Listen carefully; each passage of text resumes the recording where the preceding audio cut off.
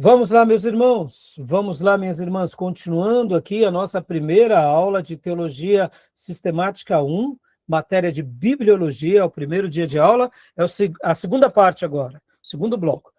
Estamos falando aqui sobre matéria, estamos apenas na introdução. Nossa irmã Miriam me perguntou há pouco sobre o trabalho extra, de versículo por versículo. Eu vou, inclusive, agora compartilhar aqui para vocês um tutorial. Esse tutorial ele é baseado no quê? Ele é baseado em uma explicação que eu dou.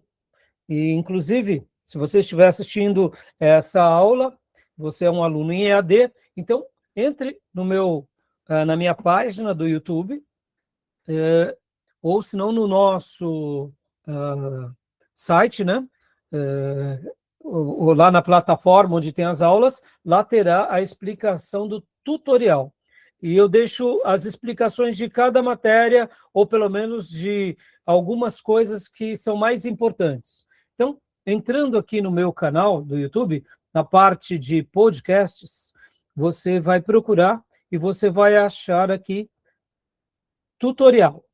Então, tem alguns tutoriais, e entre os tutoriais tem esse daqui, tutorial do trabalho, os fundamentos da nossa fé.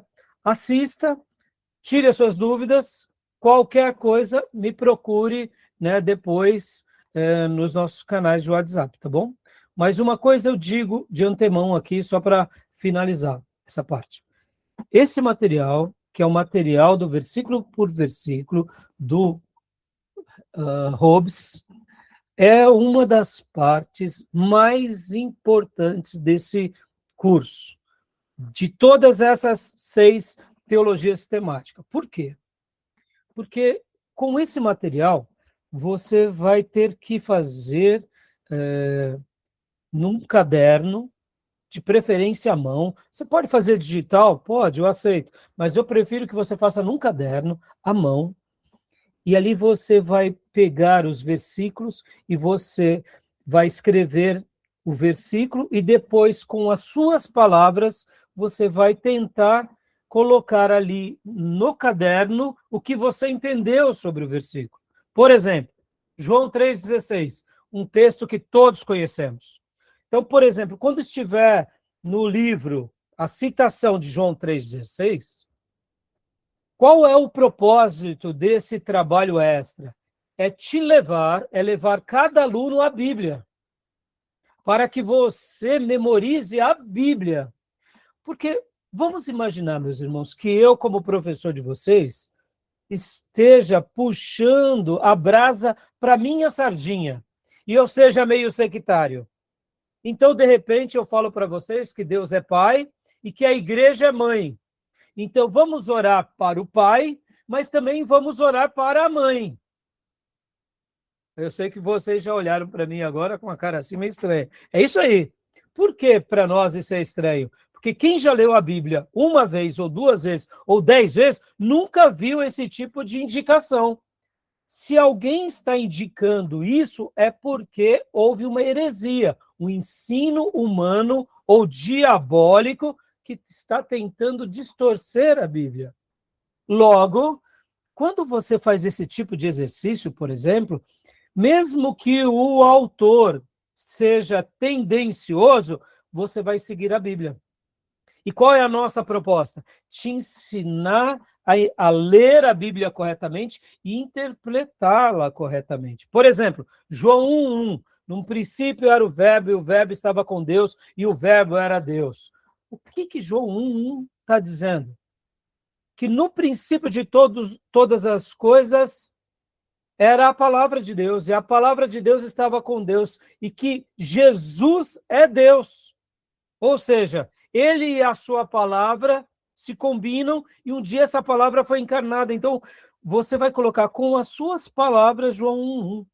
Quando o texto, o autor recomendar um capítulo todo, por exemplo, como Salmo 23, você vai saltar algumas linhas e vai colocar. Aqui nesse Salmo, Deus se revela como o supremo pastor e o seu povo como ovelhas do seu rebanho, onde Deus cuida, nutre, protege e guarda e abençoa. Maravilhoso. Ou seja, você sabe do que se trata. Vamos pegar um outro exemplo. Quando ele citar vários capítulos, como, por exemplo, Mateus 5, Mateus 6, Mateus 7, o que tem ali em Mateus 5, Mateus 6 e Mateus 7? É o Sermão do Monte. E aí você salta umas 5 linhas e coloca, aqui é o Sermão do Monte, onde Jesus, como Deus, senta-se num lugar e fala ao seu povo. Ele não reinterpreta apenas a lei, mas agora ele, como Deus e como autoridade, dá novas revelações. Por exemplo, estou dando um exemplo, uma síntese só. Então, assim, isso você vai fazer com todo o material, versículo por versículo. Tudo bem? Então, acompanhe o tutorial e veja lá, tá bom? Maiores dúvidas, me chame no particular, tá bom? Então, vamos continuar, meus irmãos, onde nós estávamos, onde tínhamos parado, né? Aqui. Agora, falando um pouco ainda na introdução sobre o que é teologia sistemática. O que é teologia sistemática? Qual é a diferença entre teologia bíblica e teologia sistemática? Será que tem diferença? O que vocês acham? Será que há diferença entre teologia bíblica e teologia sistemática? Tem Não. diferença ou não? Tem. Uhum. Qual Tem é a sim. diferença, então? Vamos lá, Beatriz. Hum, eu acho que aquela parte lá que é a teologia sistemática, ela vai pegar um tema dentro de toda, assim, um assunto, né? Que nem agora a palavra de Deus, ela vai estudar esse assunto. Ou seja, ela vai sistematizar um assunto. É. Agora, Joia. outra teologia bíblica já é pegar um tema e ir naquele tema, né? Ir na Bíblia sobre aquele assunto, né? É. Joia. Que mais? Que mais, irmãos? Qual é a diferença entre teologia sistemática e teologia bíblica? Porque, irmãos, toda teologia sistemática ortodoxa está fundamentada na teologia bíblica, tá bom? Tudo bem?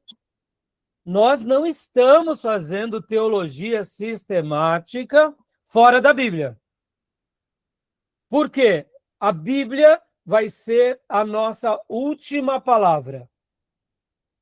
Mas é possível, muitas vezes, alguém estar fazendo teologia sistemática e dizer que está fundamentando na Bíblia, mas de fato não está?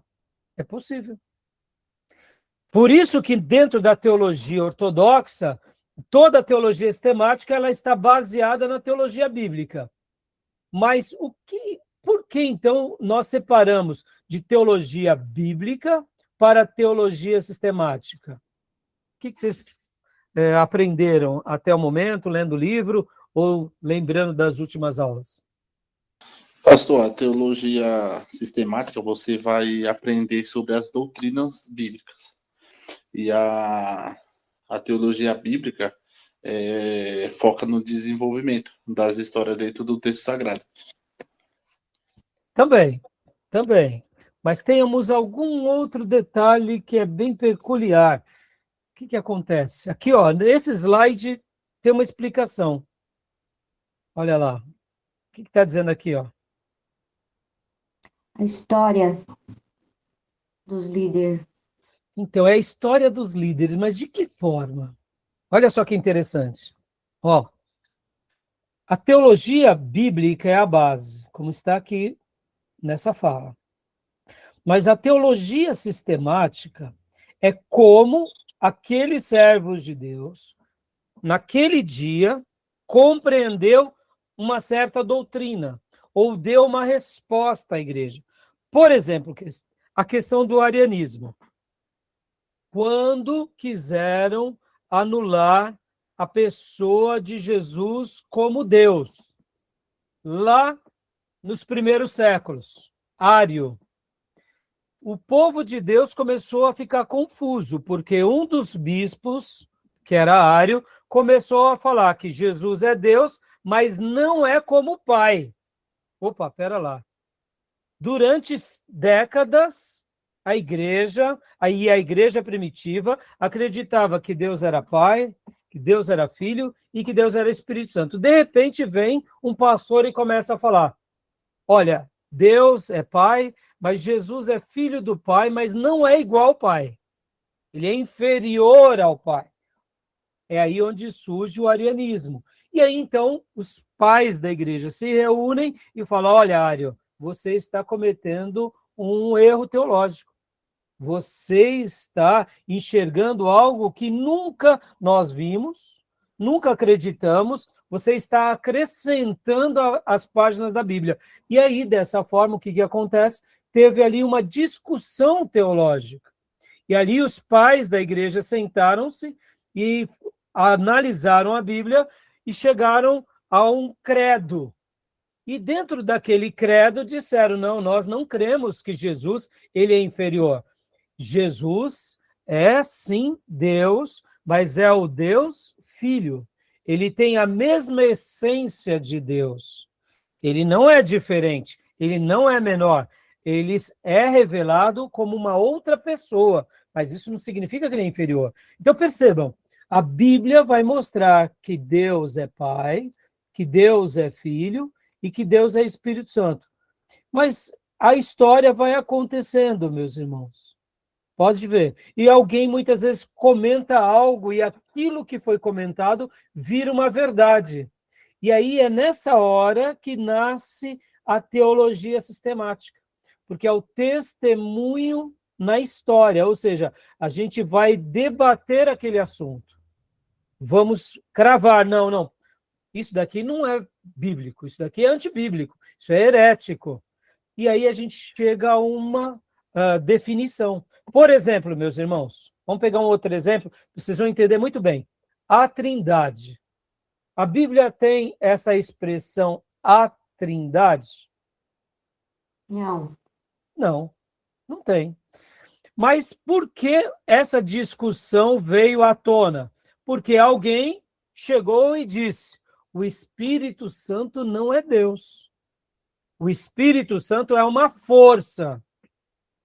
Assim como Deus, quando envia um anjo, e o anjo é poderoso e faz algo na terra, assim há um poder de Deus, que quando Deus dá uma palavra, aquele poder vem e atua, e faz um milagre. Ou seja, essa força ativa é o Espírito Santo. Aí eu te pergunto, a Bíblia fala que o Espírito Santo é uma força ativa, ou a Bíblia fala que o Espírito Santo é uma pessoa? Percebam? E aí onde os pais da igreja sentaram-se e conversaram e falaram, opa, pera lá, realmente, essa palavra trindade não está na Bíblia, mas nós vemos que Deus é um só, que se manifesta, que se revela como Pai, como Filho, o Redentor, e como o Espírito Santo, como uma pessoa.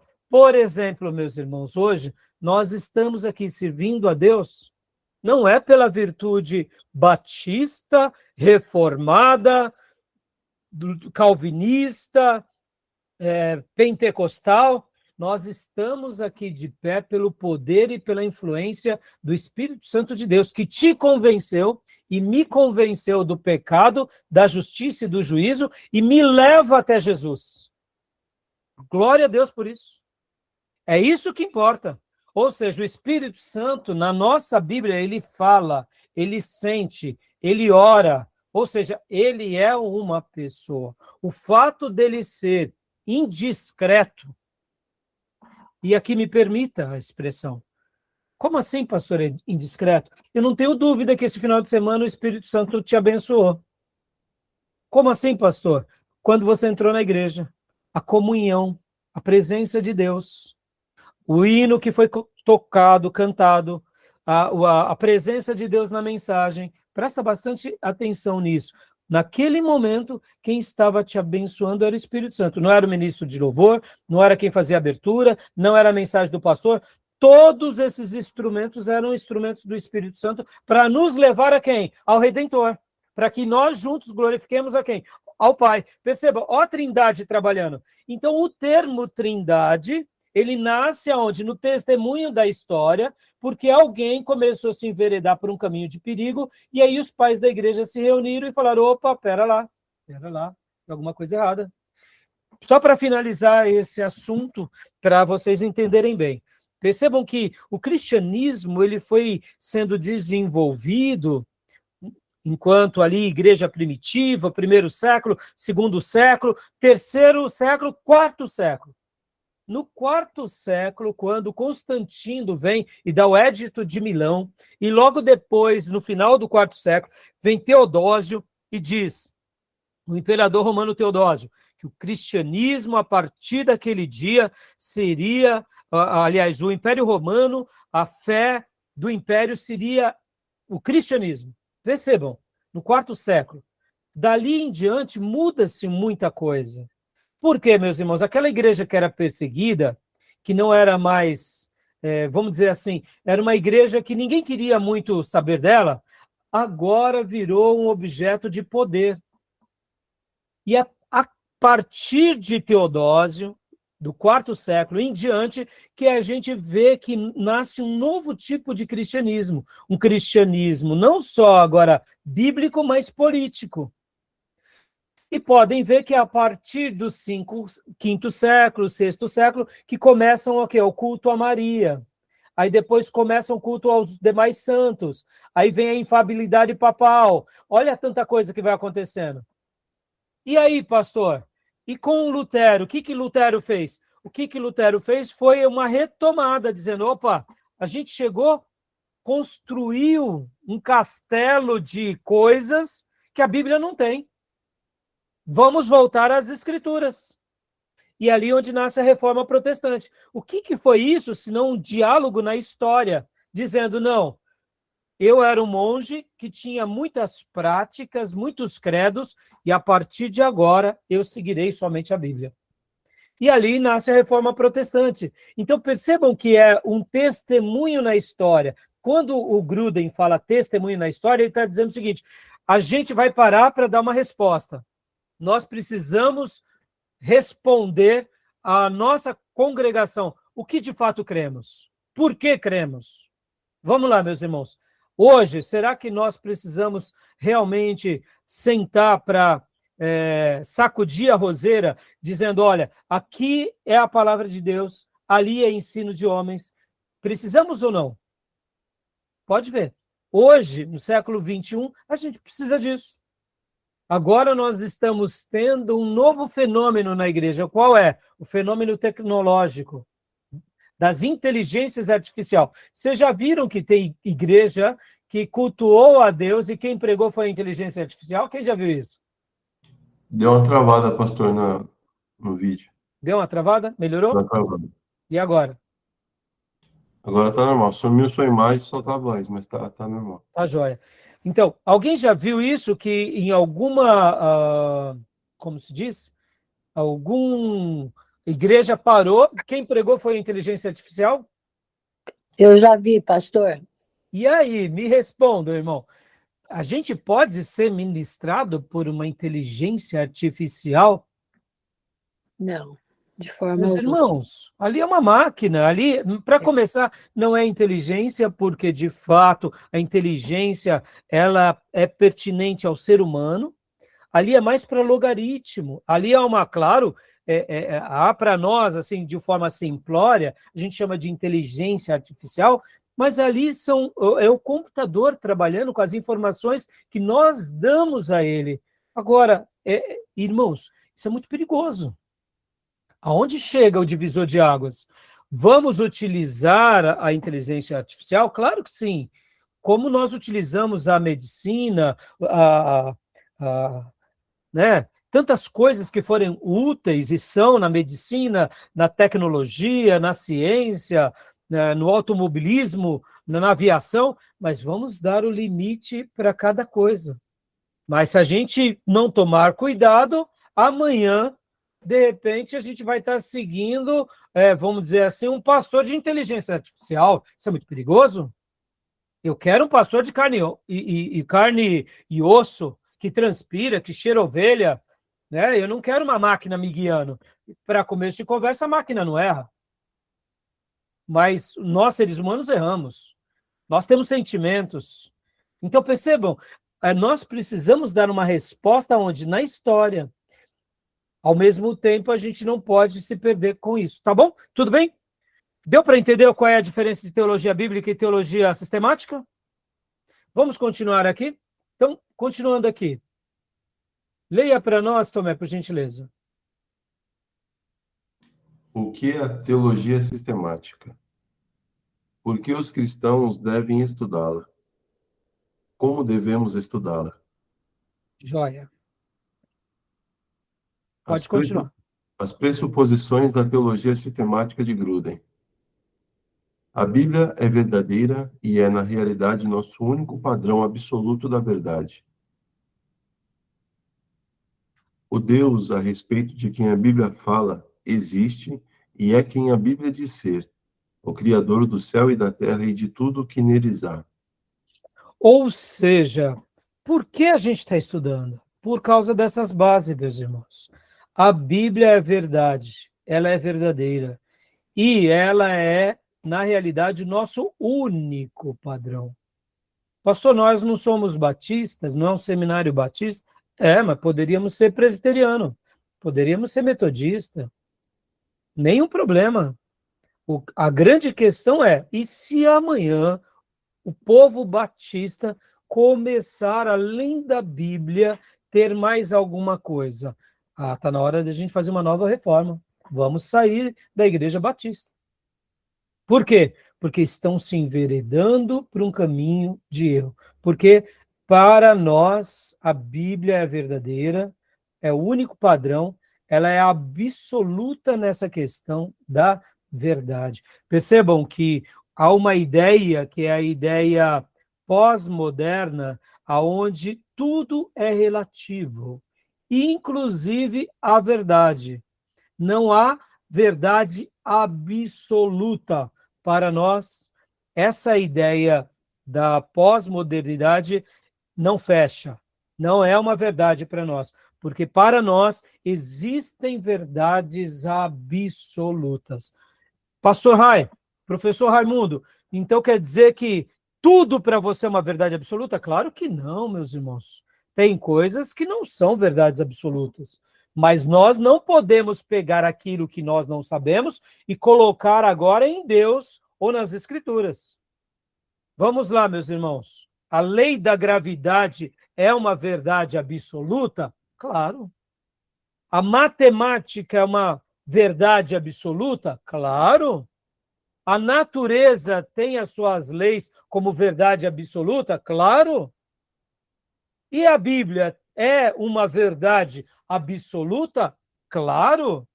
O gênero humano, homem e mulher, é uma verdade absoluta? Claro. Nascem homem e nascem mulher. Mas pastor, a questão ideológica, tudo bem, aí é outro debate. As pessoas escolhem o que elas querem. Nós não validamos isso, nós não compactuamos com isso. Nós acreditamos que Deus criou Adão e Eva e não Adão e Ivo. E essas verdades seguem para sempre. Respeitamos as ideologias de cada um, mas nós não acreditamos nisso e nós estamos seguindo a revelação sagrada. Pastor, para muitos, eles adoram vários deuses. Para nós, há um só Deus, Criador do céu, da terra, do universo e de tudo que há. E é a Ele, e unicamente a Ele, a nossa adoração. E esse Deus, Criador, deixou-nos a sua revelação, chamada Palavra de Deus. E ela, para nós, é o único padrão. Meus irmãos, parece bobeira, né? Mas para nós, essa aqui é uma questão tão simples, mas sabia que durante muito tempo, muitos servos de Deus foram tentados a abandonar isso? Sabia disso? Eles tinham a Bíblia como padrão, padrão aos domingos, no culto. Fora do culto, não, é a ciência. Fora do culto é o que você quiser. Porque o importante é você ter isso dentro da igreja. Fora da igreja você faz o que você quiser. Para nós isso não serve. Porque podem ver que a Bíblia para nós é o único padrão. E podem ver o quanto algumas igrejas que se desviaram odeiam isso. Podem ver que elas nos chamam, inclusive, de intolerantes, fechados, bitolados, como vocês são retrógrados por quererem só na Bíblia, são limitados, e todo tipo de chacota vem sobre nós. Não se preocupe, isso vai acontecer, tá bom? E aqui também existe, a Bíblia fala, existe, e é quem a Bíblia diz ser, né? Ou seja, a respeito de Deus, tá bom? Tudo bem? Até aí, tudo bem? Alguma pergunta, alguma dúvida? Tranquilo? Vamos continuar então. Tomé, por gentileza. Teologia sistemática é qualquer estudo que responda à pergunta: o que a Bíblia, como um todo, nos ensina hoje acerca de qualquer tópico? Wayne Grudem. Vamos lá, meus irmãos. Vamos pegar aqui uma questão bem simples, mas polêmica. Política. A Bíblia defende um partido político? Uma ideologia política? Por Não. isso que muitas vezes há tanta confusão nas igrejas por causa desse tema. Como nós enxergamos essa verdade? Que a política, ela sempre vai existir, independente da cultura, da época, do sistema de governo. Mas nós, filhos de Deus, devemos seguir o quê? A palavra de Deus para conduzir a nossa vida em todas as áreas. Podem ver que a história de Abraão começa e ele era um simples peregrino. Ele era um semi-beduíno, seminômade. Tá, pastor, mas ele não vivia debaixo de uma monarquia? Não. Ele estava como um seminômade, habitante de tendas. E eu pergunto para vocês, as verdades para Abraão eram as mesmas verdades também para Davi? Porque já Davi, servo de Deus, nos dias dele havia o quê? A monarquia. O primeiro rei tinha sido colocado em Israel. Ou seja, vamos pegar agora esse exemplo. Estamos com Abraão, em que ele era um semi-nômade, e estamos com Davi, que é uma monarquia. Mas vem cá, pastor, então mudou o regime de governo? Mudou a política? Mudou. Mas eu te pergunto, mudou o quê? Mudou a vida do ser humano, os costumes. Mas as verdades de Deus foram as mesmas para Abraão e foram as mesmas para Davi. E podem ver que o próprio Davi agora, como servo de Deus, se torna rei. Então, quer dizer que agora então ele era melhor do que Abraão? Pelo contrário. Deus se revelou a Abraão e Deus se revelou a Davi. Agora vamos melhorar. Jesus, nos dias dele, estava debaixo do Império Romano. Por que Jesus não gastou tempo falando de política, ainda mais contra o Império Romano? Porque, irmãos, vejam só, todas as verdades de Deus podem ser aplicadas em qualquer contexto. Com Abraão, que era um seminômade, com Davi, que vivia na monarquia, e agora com Jesus, que vivia debaixo de um império. Um império ímpio, cruel, mas Jesus não ficou discursando sobre ele. Aí eu te pergunto, por quê? É simples, irmãos, porque as verdades de Deus se coadunam e são presentes na vida do seu povo em qualquer época. Por isso que teologia sistemática é qualquer estudo que responda à pergunta: o que a Bíblia como um todo nos ensina hoje acerca de qualquer tópico? Então a gente pode hoje dar uma resposta ao povo de Deus no Brasil na nossa democracia. E se amanhã a gente viver debaixo de um outro sistema de governo parlamentarista, ou quem sabe a monarquia volte no Brasil, ou o império venha e seja estabelecido no mundo e a gente fique debaixo de um império, ou o Brasil se torne um grande império. Não tem problema. Deus nos dará direção indiferente do contexto.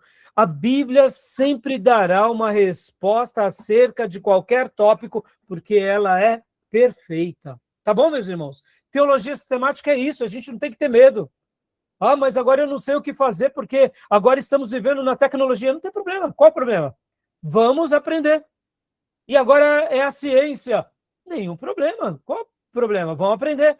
Há uma resposta de Deus. Meus irmãos, estão me ouvindo? Me perdoem, minha internet caiu aqui. Então, eu vou dar uma pausa agora, vou tentar ver o que foi na conexão, eu volto em seguida. Continuem aí na linha, tá bom? Eu vou parar a gravação agora, tá bom? Não sei o que aconteceu. Só um minutinho, tá bom?